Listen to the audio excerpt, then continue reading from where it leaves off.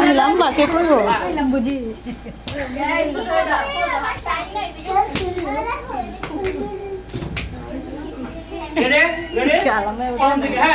আমার তো এবার নিতেছে ব্যাপার কি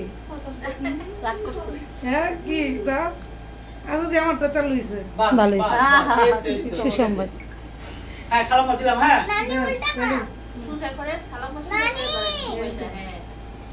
রেডি 1 2 3 স্টার্ট নাও আপনার বাবা মা ও প্রিয়জনদের জন্য আদর্শ উপহার